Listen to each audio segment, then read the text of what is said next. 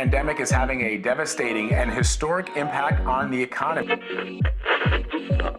No less God within the shadow. I'm a mess, I'm a loser, I'm a hater, But I am actually optimistic because even though the solution is not what we want, God has His solution.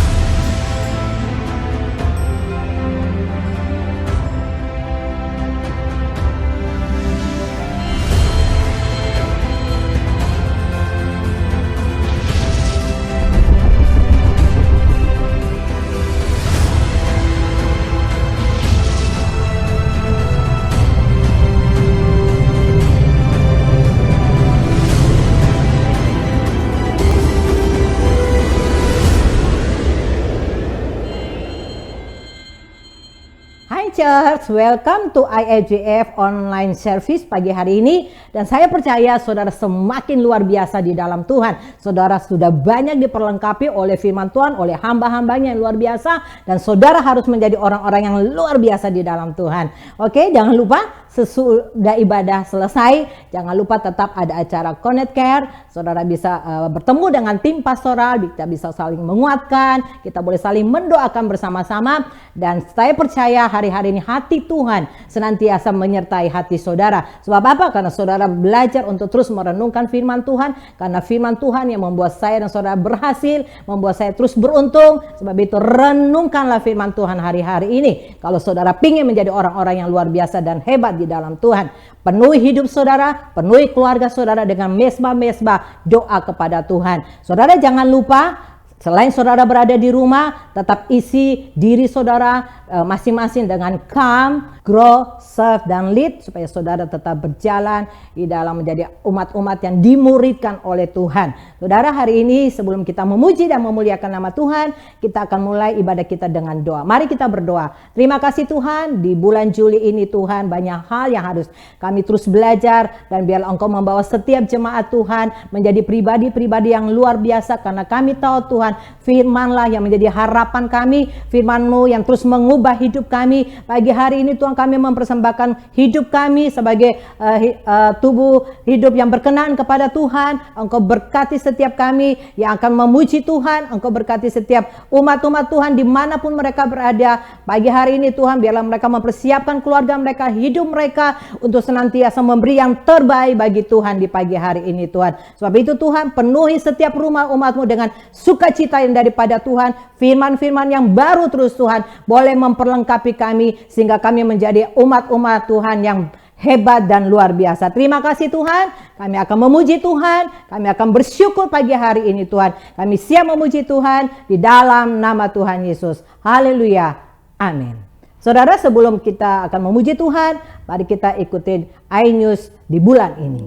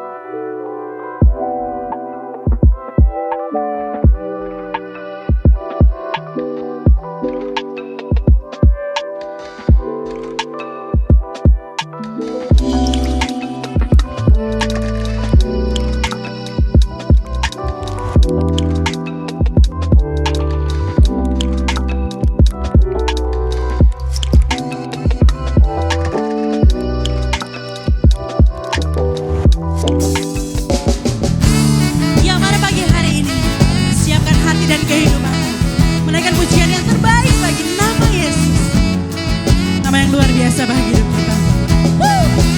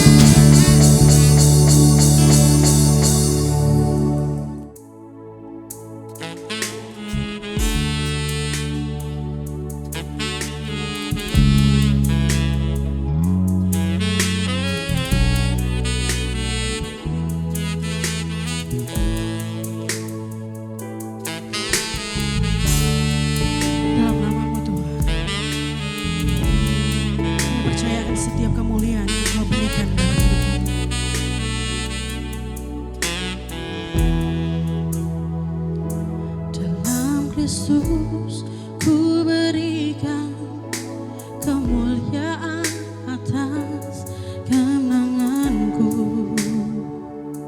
Sungguh ku terpesona atas kekuatan dan kuasa-Mu. Oh, tak dapat ku mengukurnya, namun semuanya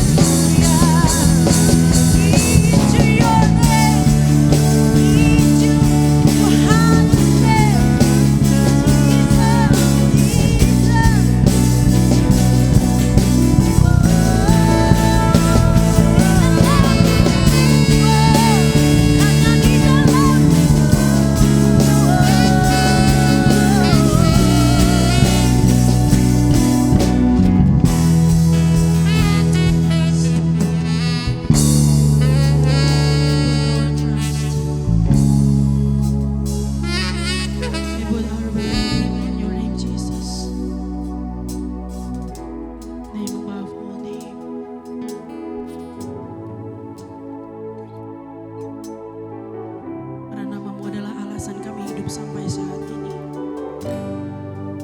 Kaulah alasan kami kuat sampai saat ini. Kaulah alasan kami bertahan sampai saat ini Tuhan. Thank you for your grace, your amazing grace. Yes, Jesus.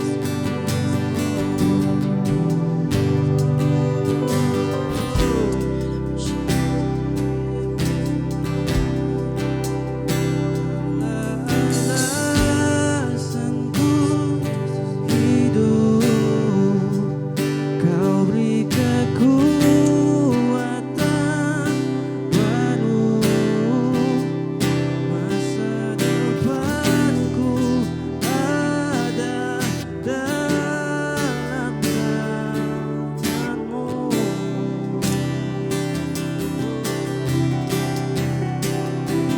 Betapa besar Kau, Yesus, tiada terukur kasih-Mu.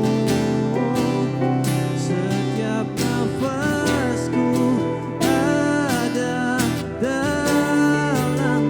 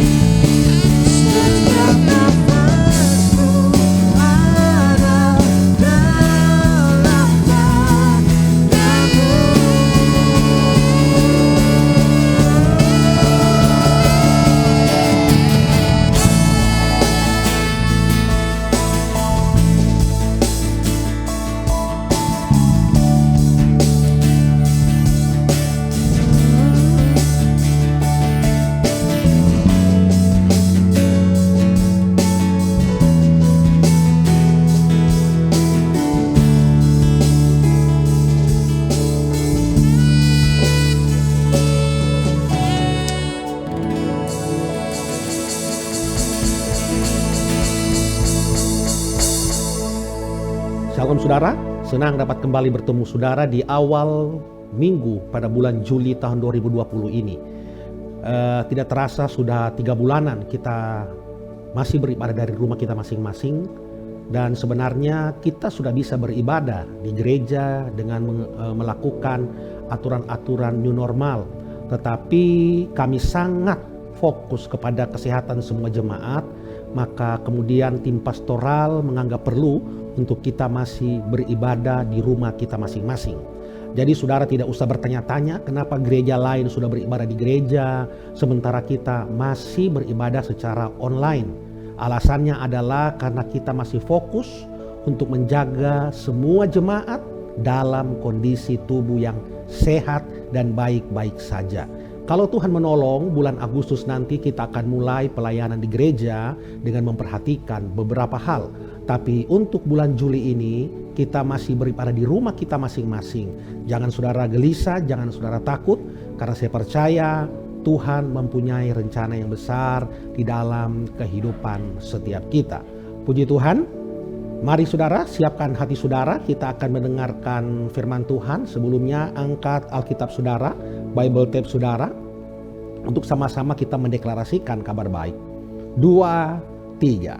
Inilah kabar baik, saya diselamatkan oleh kasih karunia Allah, bukan oleh perbuatan saya. Saya dibenarkan, saya diubahkan, dan saya diberkati dalam Dia. Sekarang saya tahu segala sesuatu yang terjadi dalam hidup saya untuk kebaikan, karena saya dipanggil sesuai dengan rencananya. Bersama kita hidup untuk kemuliaan Allah. People is our mission. Connect with God, make disciple.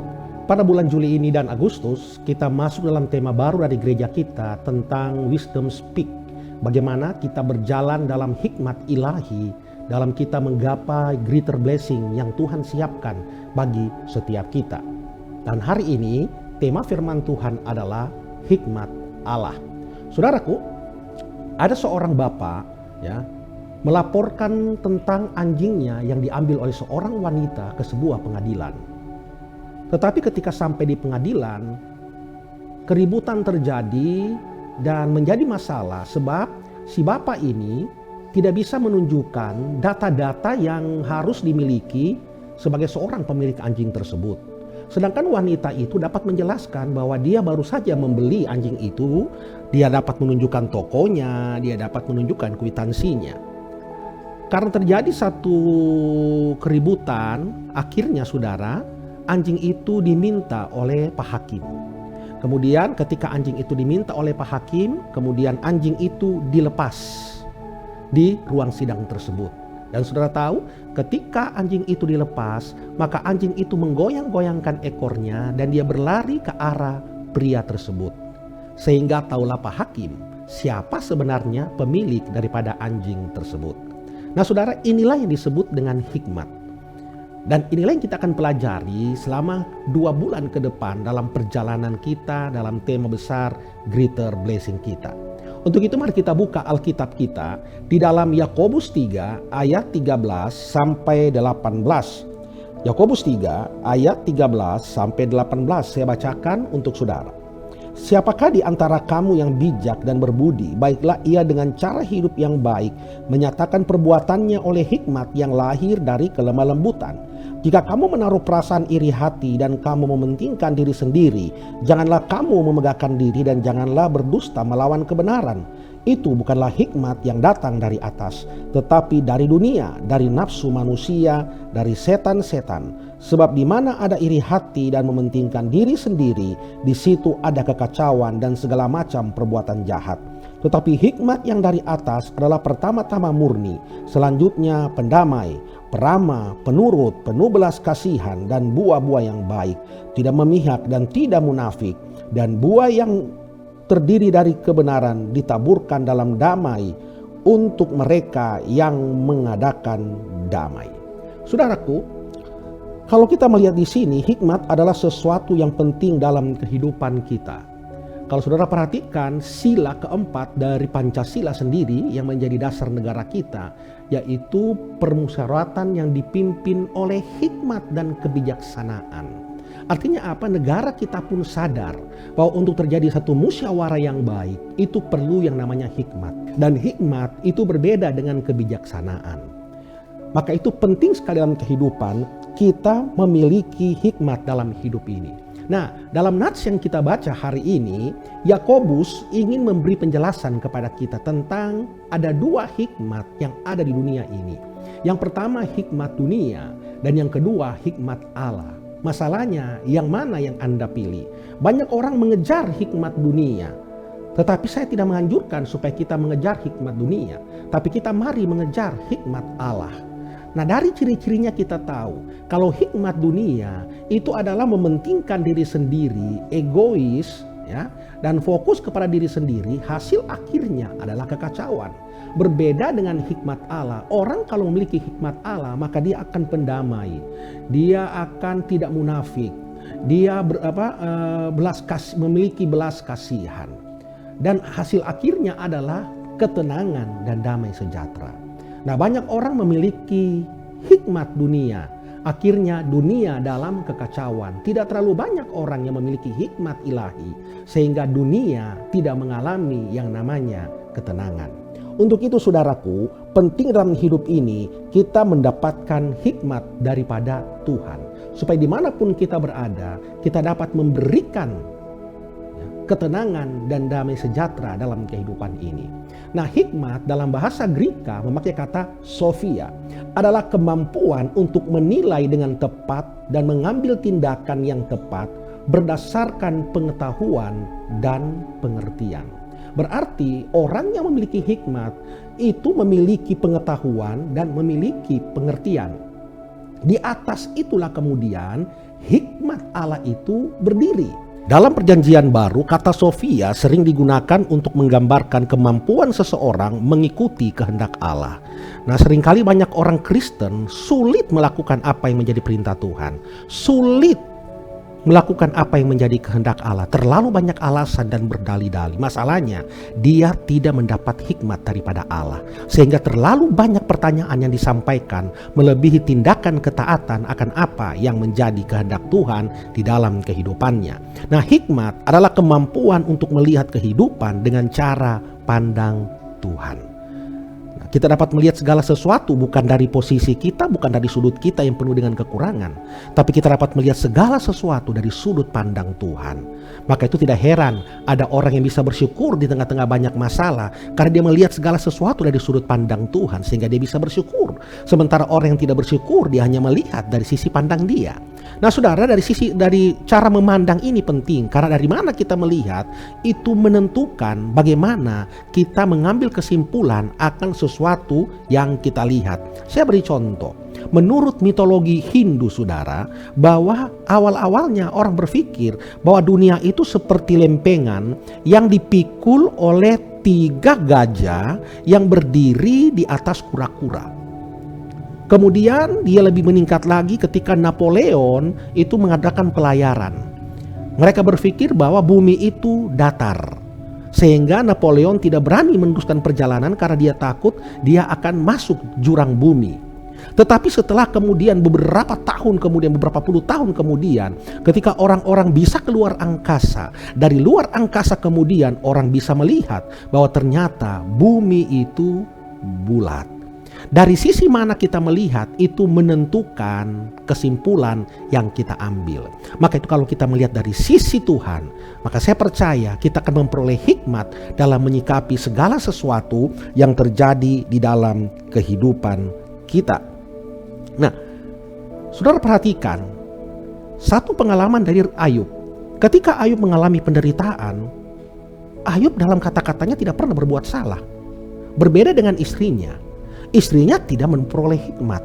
Kemudian dia mengeluh, dia marah, dia mengutuki Ayub. Maka kemudian dalam Ayub 2:10 dikatakan, tetapi jawab Ayub kepadanya, engkau berbicara seperti perempuan gila. Apa kita mau menerima yang baik dari Allah tapi tidak mau menerima yang buruk? Dalam kesemuanya itu Ayub tidak berbuat dosa dengan bibirnya. Berbeda dengan istri Ayub yang tidak memiliki hikmat Allah. Dia hanya memiliki hikmat dunia. Dia merasa dirugikan dengan masalah-masalah yang dihadapi oleh keluarganya. Tetapi Ayub dengan hikmat Tuhan, dia tidak pernah bersalah lewat kata-katanya. Karena dia melihat segala sesuatu dari posisi yang benar, dari posisi Tuhan. Saudara, kalau Anda ingin melihat jalan kehidupan saudara penuh dengan kebahagiaan dan kedamaian, belajar melihat dari posisi Allah. Sehingga apa? Kita dapat berjalan dalam hikmat ilahi dan kita dapat berjalan dalam ketenangan dan damai sejahtera daripada Tuhan. Nah, saudara, menurut Nelson Bible Dictionary itu dikatakan hikmat berarti kemampuan menilai dengan tepat dengan cara yang terbaik berdasarkan pengetahuan dan pengertian. Ya.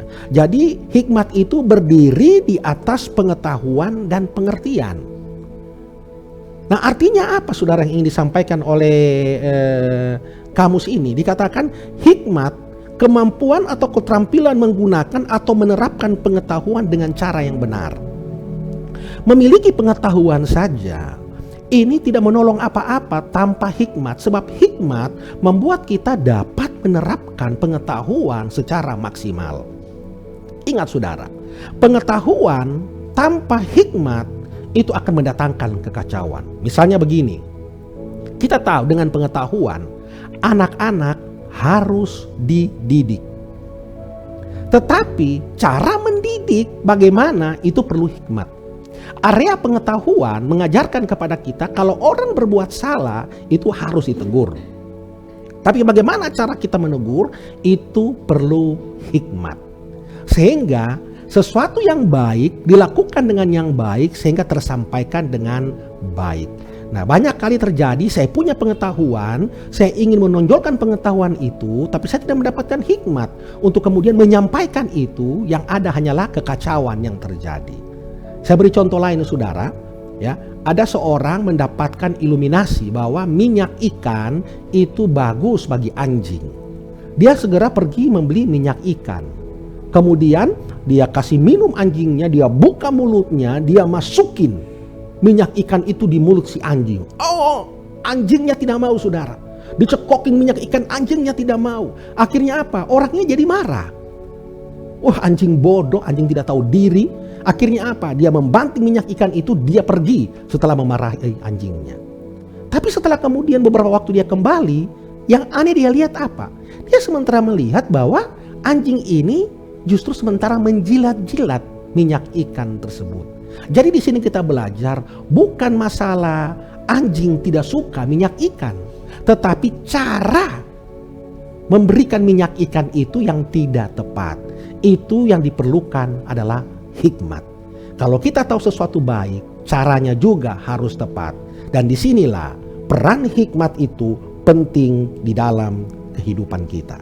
Dan saya berdoa semua jemaat dapat mendapatkan sebuah pewahyuan tentang pentingnya hikmat di hari-hari ini dalam kehidupan kita. Pertanyaannya, bagaimana memperoleh hikmat Allah? Nah, yang pertama saudara, kita belajar hikmat Allah. Kalau Anda ingin peroleh, mintalah kepada Tuhan. Dalam Yakobus 1 ayat 5 dikatakan, tetapi apabila di antara kamu ada yang kekurangan hikmat, hendaklah ia memintanya kepada Allah. Mintalah kepada Tuhan, sebab apa? Dialah yang memiliki hikmat tersebut. Dalam Amsal 2 ayat 6, karena Tuhanlah yang memberikan hikmat, dari mulutnya datang pengetahuan dan kepandaian. Itu sebabnya kemudian Rasul Paulus berdoa untuk jemaat di Efesus supaya Tuhan memberikan mereka hikmat. Itu sebabnya Salomo datang kepada Tuhan meminta supaya dia diberikan hikmat.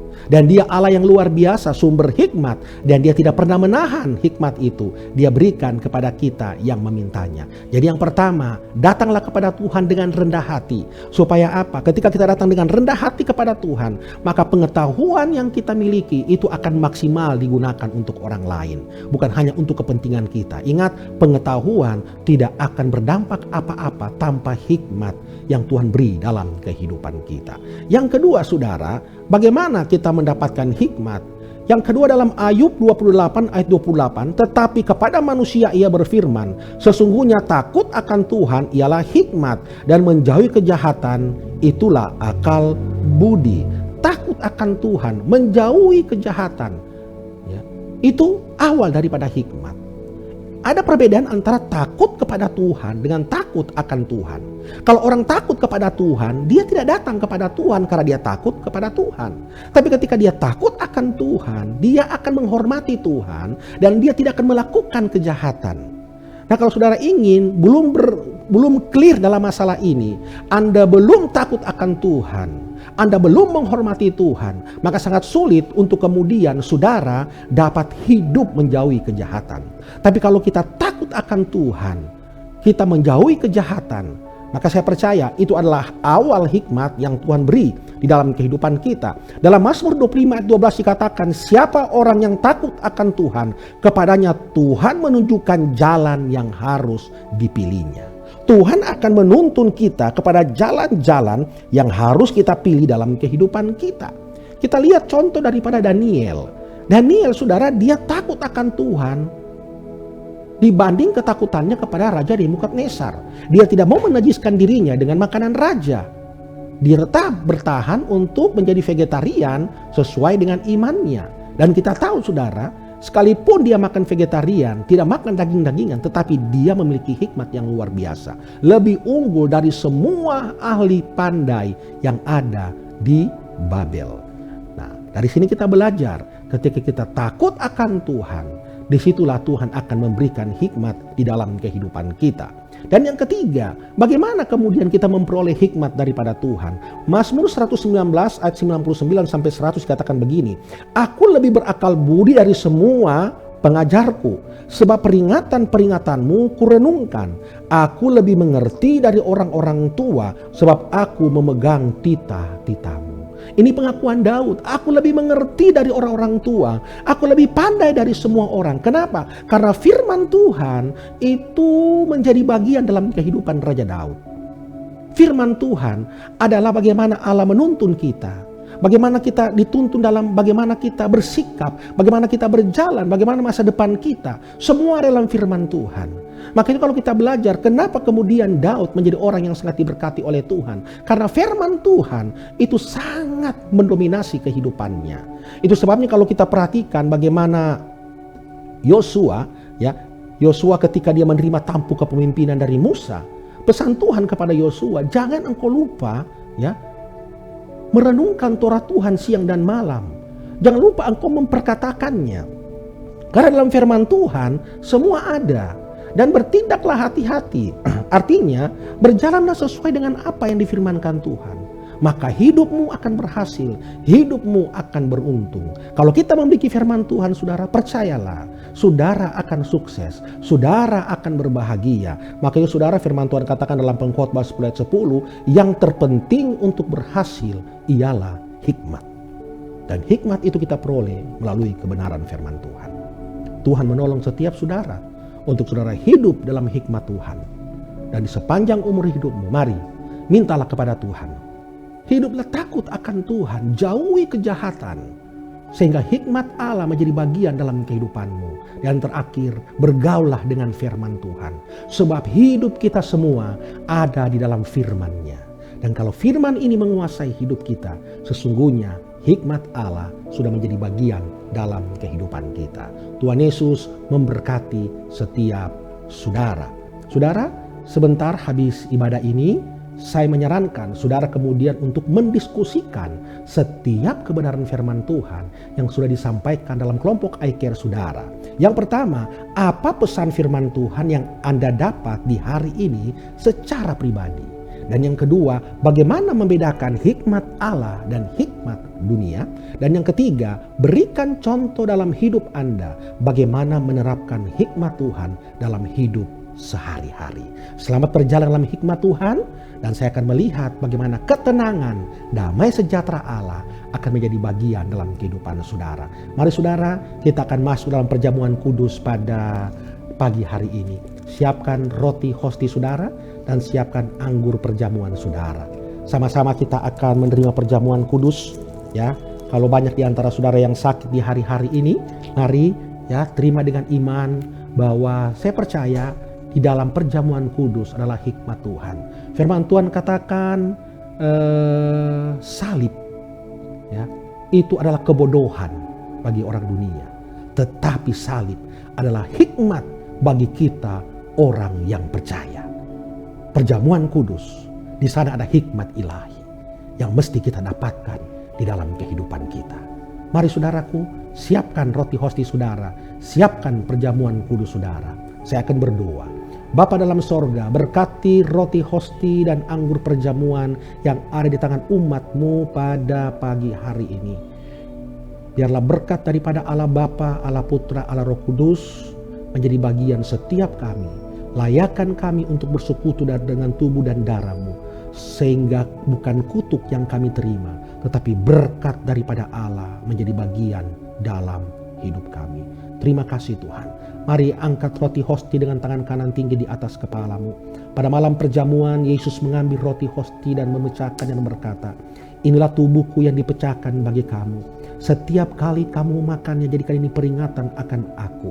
Bahwa tubuhnya dihancurkan supaya kita memperoleh kesembuhan.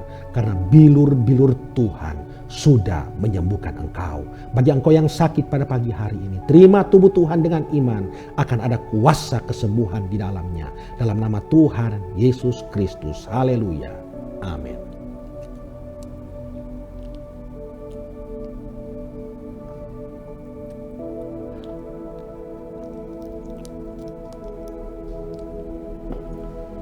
Mari angkat anggur perjamuan saudara dengan tangan kanan tinggi di atas kepala saudara. Sesudah makan, Yesus mengambil cawan anggur dan berkata, inilah darahku, darah perjanjian yang baru, sebagai materai akan janji Allah, darah yang menghapus dosa dan kesalahan kita. Ingat, darah Yesus menguduskan hidup kita. Darah Yesus membawa kita ada hidup dalam hadirat Allah. Dan darah Yesus adalah jaminan bahwa setiap janjinya diberikan bagi hidup kita.